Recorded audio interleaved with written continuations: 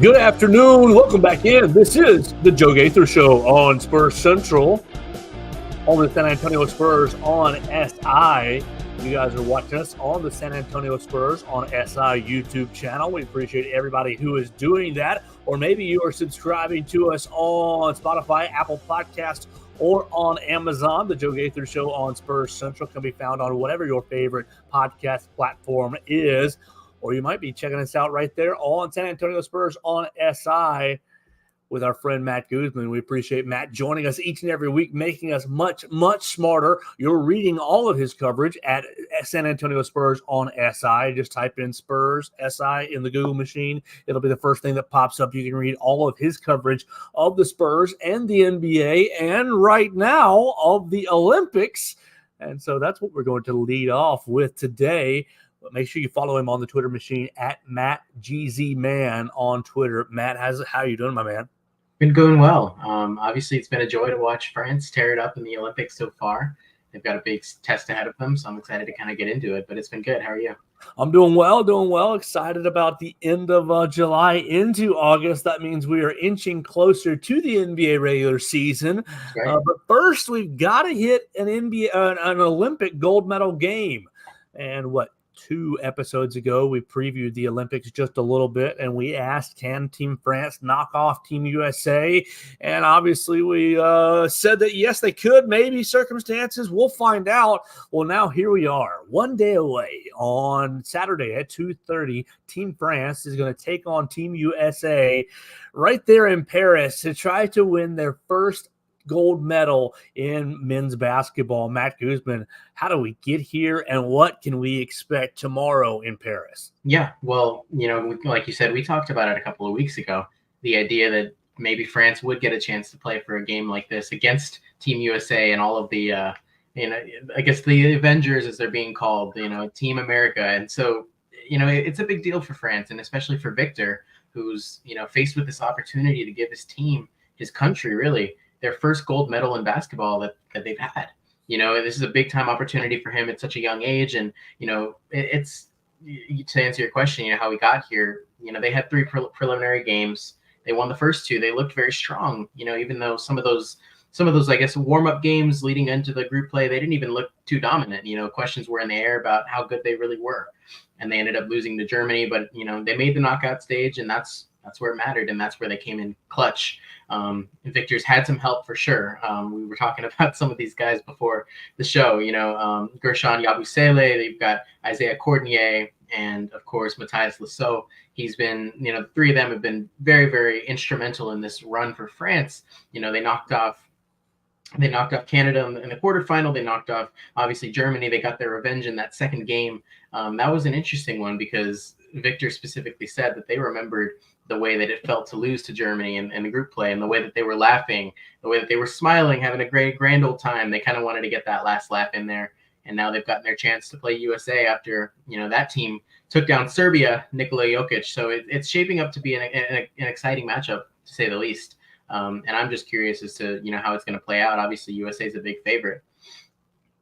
Yeah, it's going to be a lot of fun tomorrow in Paris. And as we kind of look through this, how we got here and what you're looking at tomorrow, and really myself getting to know Team France, obviously we know Victor Wembanyama covering the San Antonio Spurs, but I only see a few of these names that stand out to me as household NBA names. Obviously, Rudy Gobert, Evan Fournier, and really Nicolas Batum specifically stand out as like, okay, these guys are actually, are quality players in the NBA.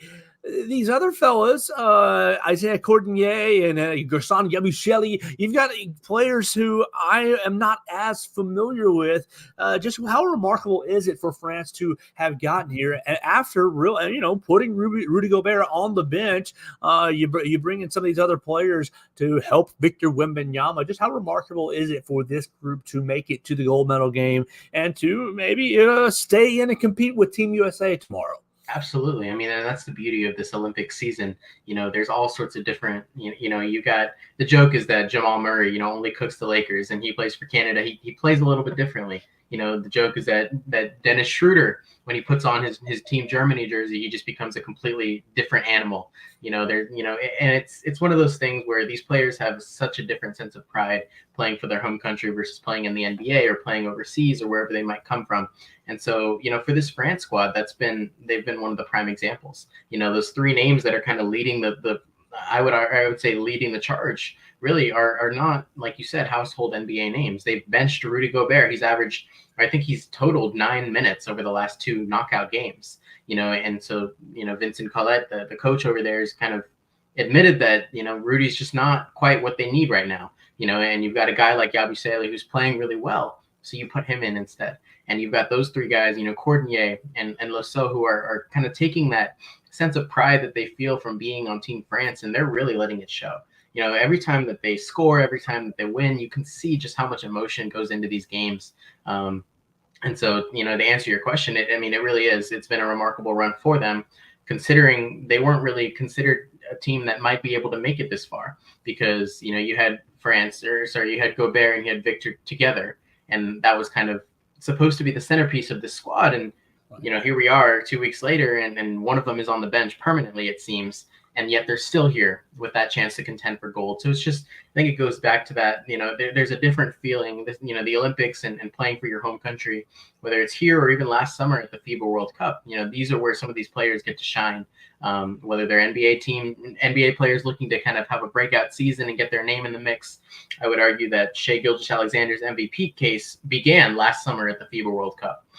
So it's times like these where these players kind of get their chance to stand out. And if they're not in the NBA, this is where they make their name known. You've got people who are saying that Yabusele should be picked up by an NBA team, people saying that Lasso should join the Spurs to be with Victor. And so, it's interesting, but I think they've really proven, you don't necessarily have to have all the stars to get to this point. Team USA and France are in very different situations, yet here they are to face each other. All right, and so let's take it right home to our man Victor Wembanyama. Obviously, he will play in more Olympics than just this year, than just this edition here in France. But to win Team France's first gold medal and have it be right there in Paris, what would it mean for him to pull off the upset tomorrow? Oh, it'd mean everything for him. You can just see, and one of my favorite quotes that he's had this run. He got a cut on his neck during the last game against Germany, and they asked him about it. They said, you're bleeding, talk us through that injury and what you're thinking. And he said, well, in the France national anthem, we talk about blood and, leaving it all out there. And he says, so he literally said, he's like, if me getting cut or if me bleeding or if me getting hurt, if that leads us to a gold medal, then take it all. I'm offering, and that's just a guy, and we've seen it from the second that he stepped foot in San Antonio. He's got heart. He plays, with a passion for the game, for sure. He's not the guy that's going to go showboating around, but you can see when he gets excited. I remember at the end of the season, he had that photo that's been used everywhere where he just slammed the ball against the court and it shot, 20, 30 feet in the air.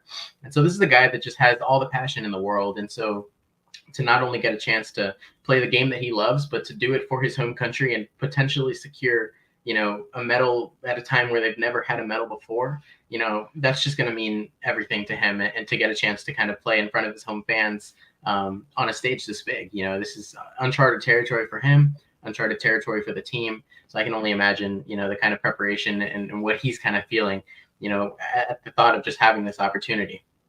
All right, Saturday at 2:30, you're going to be able to follow the coverage of the gold medal game right there on our family of networks, SpursCentral, the San Antonio Spurs on SI. Let's pin you down, Matt Guzman, 16.5-point favorite. Team USA was taken to the wire by Serbia. Thank you, Steph Curry, for saving USA's bacon. USA a 16.5-point favorite against France. They are minus 2,000 on the money line. So that's a very, very heavy favorite. Will France be celebrating their first gold medal, or will Team USA win again? I really do think it's going to come down to it. I don't think that USA is going to run away with it the way that they might be expected to. Because all Olympics, they've proven, even against South Sudan in the warm-up games, they've proven that, they're not invincible as they may seem. And so I believe that, the way that France has been playing, they're going to put up a show and put up a fight. But at the end of the day, that's still a very young squad when you think about it. You got Batum and Gobert, who are very old, but Gobert's not playing, and Batum isn't exactly the star that's carrying the show right now. I think at the end of the day, it's going to come down to, it might be close, but I don't see France, making that final push and getting over the hump. But nevertheless, earning a silver at this stage, especially having your only loss be to USA at this was kind of viewed as their season, the redeem team. It was kind of viewed as the year for them to go and win gold. And if they didn't, there would just be all hell would break loose. And so, it's not necessarily the worst thing to have your loss be to that squad. I do think they're going to put up a fight. They're definitely not going to get embarrassed. I'm just not so sure that they can pull it all the way off because no other team has so far. All right, well, I'll just step out on a limb and I'll say that France wins. How about that? We'll take Team France just for the fun of it. Put one of us on one side and one on the other. Probably gonna end up looking bad there, but we'll see what happens tomorrow at 2:30. You want to circle back to last week's conversation because there's a little bit of news around NBA and Christmas Day, and that was our conversation last week. So let's head back and follow up as the NBA has put out its 2024 Christmas Day schedule, and both of us were wrong. Both of us said that the Spurs should not be playing on Christmas Day and probably would not be playing on Christmas Day. Right. But Matt Guzman, that ended up being incorrect. Yeah, I mean, it was something that I was surprised on when I was at dinner when I saw it come onto my phone. I said, like, the fact that they got it, and then I get a text from a couple of my friends who are Thunder fans, very upset at the fact that the Spurs kind of jumped them in the order, it seems. And so I'll have a piece coming on this, tonight. But to me, it says a lot about what the league is thinking and kind of where their priorities sit. We've long known that, it's obviously a money-making business. This is they're going to want to put their most marketable stars in the front, front and center. They're going to want to give them the biggest games. They're going to want to put them on T-shirts and sell their jerseys. And so there's no doubt about it that Victor is inching toward the top of that list and most likely will top that list for years to come as he continues to develop. So the fact that he's already gotten his Christmas Day game after the Spurs went 22-60 for the second straight season says a lot about what the NBA kind of feels about that, because, it's one of those things where the Thunder were the number one seed in the West, and, they got jumped in the order. The Bucks, who have Giannis Antetokounmpo, were taken out of the lineup for the Spurs. And so it's one of those things where the NBA is kind of showing a little bit of their colors here. I believe it's them saying a message that maybe Victor is more marketable, more exciting than Giannis is right now. And maybe Anthony Edwards and the Minnesota Timberwolves are more exciting than what the Thunder have going on. Like we said, we talked about it last week. The numbers say they shouldn't have played on Christmas this year, but I'm curious your thoughts as to, why they ended up getting that draw. Well, I mean, the Spurs are, despite the lack of success over the last couple of years, the Spurs are, over the last 2 decades, really one of the most successful franchises out there. And so often, a good bet to have that bounce back, to have that resurgence. It's a little bit of a cyclical nature there. Obviously, I guess you probably you haven't seen such a bad season that they had the last 2 years. Really, while I was growing up, but you've always had the Spurs bouncing back and coming back and being relevant in the league, and so maybe it's them trying to stay in front.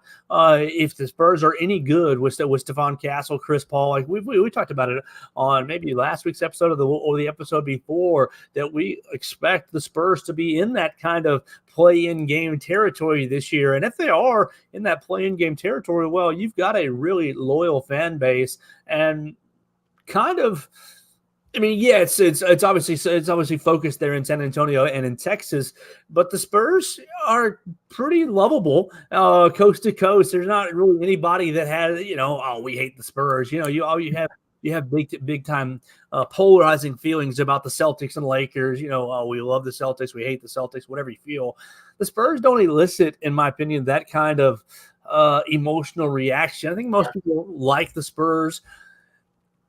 I was surprised that when you pointed out them passing the Thunder, that is really surprising to me because of their youth and their success, and really what they have put into this rebuild.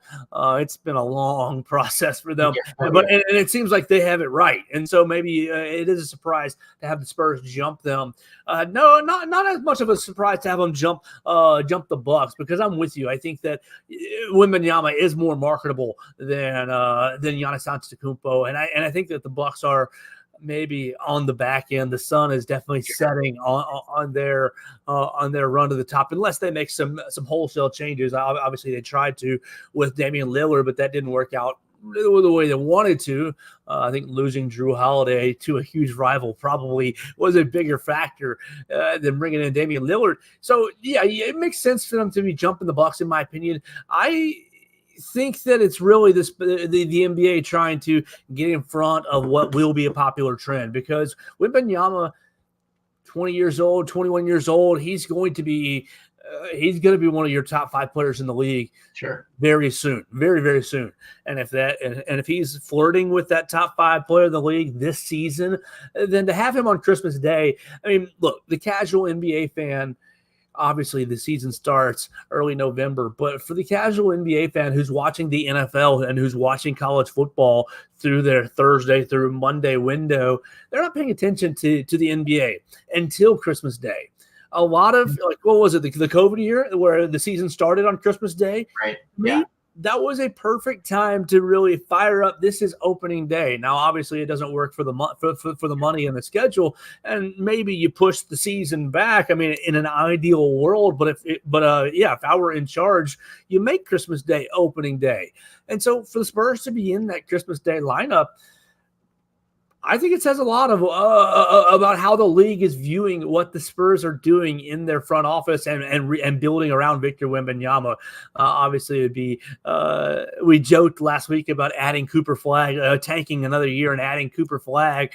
I don't think that that's in the cards for them, but sure. I do think that there is more talent to be had or to be added, maybe not right now, but to be added to the Spurs roster over the next 18 months. And if you put them on Christmas Day right here, they're playing another a very polarizing franchise that is an up-and-comer.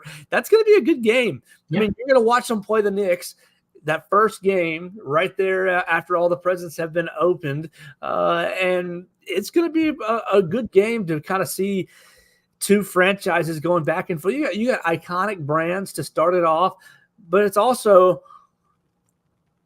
maybe a little bit of a setup on the NBA's portion to, okay, New York Knicks, we got to put you up against a good brand with a good face. Well, everybody knows Chris Paul, Victor Wembanyama, everybody knows Greg Popovich. If you guys can look good on Christmas Day, what would that do for the league? Obviously, I'm not suggesting that they set up the Spurs as a sacrificial lamb, but does it work a little bit? If the Knicks are good, it's only making the NBA a lot of money. So I wonder if there was a little bit of that at play. Let's put up our most. I mean, look, they could have put up the Pelicans and Zion Williamson, but it'd be maybe a more shoe-in of a win to put in the Spurs, and you still have a little bit of star power there with Chris Paul, Wembanyama, and Greg Popovich. So maybe there was a little bit of that at play. Yeah, I mean, I could totally see that, and that's the interesting part is that there's been so many changes for the Spurs over the offseason between Stephon Castle and adding somebody like Chris Paul. We don't really know what they're going to look like because on top of everything else, Victor, I think I've mentioned this in the past, Victor is not going to have to get used to and learn his get his bearings straight and kind of figure out how to play in the NBA again. He's already figured that out. Yeah. And so he's, in the ideal world and what they're hoping for, he's going to hit the ground running from day one, and he's going to look kind of the way that he looked at the end of the season, if not better. And so we're not even sure, because obviously the Spurs were having struggles right away. They went 2-1 and they beat the Suns back to back, and everyone thought they were going to be great. And then they just fell off. And so, we could be in this position where they start the season and they're 17-6, or they go on this crazy run where they just get hot. And so, it could be, like you said, it could be one of those, like, all right, Knicks, like, we give you a home game on Christmas. You're at the Garden like normal.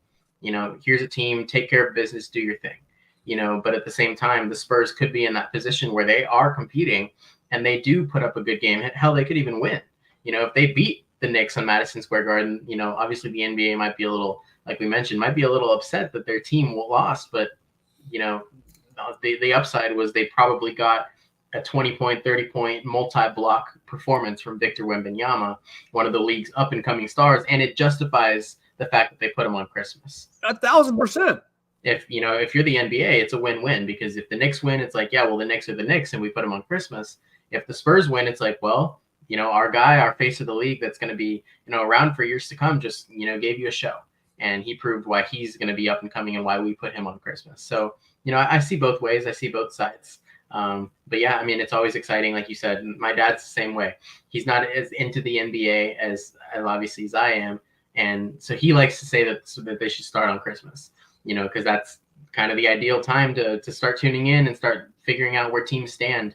But yeah, I mean, I think it's going to be a good game. Like you said, I think it's a great starting point for Victor. And I mentioned this yesterday. My initial reaction was that, if Victor continues to develop and the Spurs continue to get better as they're expected to, this is likely to be the first Christmas game of a slew of them, and if they continue to get better, there's no reason they won't continue to be on Christmas.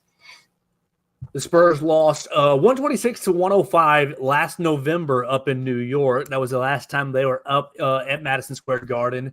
But they beat the Knicks in March 130-126 in overtime behind a 40-point, 20-rebound, 7-assist game from Victor Wembanyama. So that would be an incredible night for the Spurs, and we'll see if they can get it done. What do you think about the rest of this lineup as we kind of close on out of here? What do you think of the rest of this Christmas Day lineup? You've got Spurs Knicks will lead you off. We're going Timberwolves at Mavericks. We're going 76ers at Celtics. We're going Lakers at Warriors, and Nuggets at Suns. Yeah, no, I like it. It's one of those things where, they you can tell where they kind of got their rationale from in making these matchups. LeBron versus Steph Curry is long been, ever since they had that, that duel in the play-in tournament a couple of seasons ago. Almost every single game between LeBron and Curry has been, a must-watch. And so they put that right at the prime time, right when you're eating dinner and sitting around with family. That'll be the one that you turn on and kind of cap the night off with, or not cap the night off with, but a lot of times you don't pay attention to that final one nearly as much. They put that one right at the heart of the order. I'm asleep. My Christmas turkey, my Christmas ham. That's right.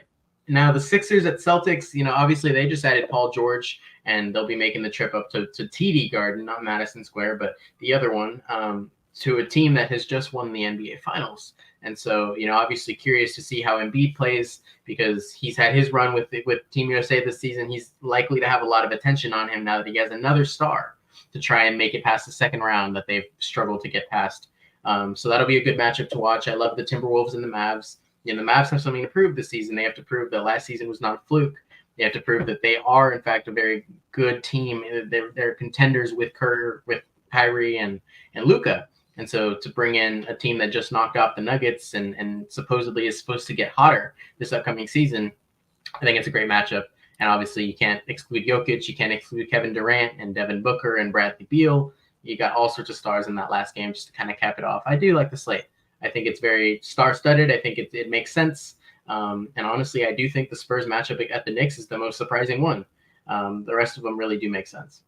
Well, it's going to be a lot of fun. The season will be here before we know it. Make sure you follow Matt Guzman at MattGZMan on the Twitter machine. Make sure you're following all his great work at SAS on SI on the Twitter machine. Follow them at San Antonio Spurs on SI. Put it right in your Google machine, Spurs SI, and it'll pop right up. Matt, thanks so much for your time this week. Thanks, Joe. Great to have you. Absolutely. That's going to do it for our episode. We thank everybody who watched us on the Spurs on SI YouTube channel or listened to us, the Joe Gaither Show on SpursCentral on Spotify, Apple Podcast, or Amazon. We hope you enjoyed tomorrow's gold medal game, and we'll be back next week to cap it off to find out how if Victor Wembanyama made himself a hero for Team France right here on the Joe Gaither Show on SpursCentral, the San Antonio Spurs on SI.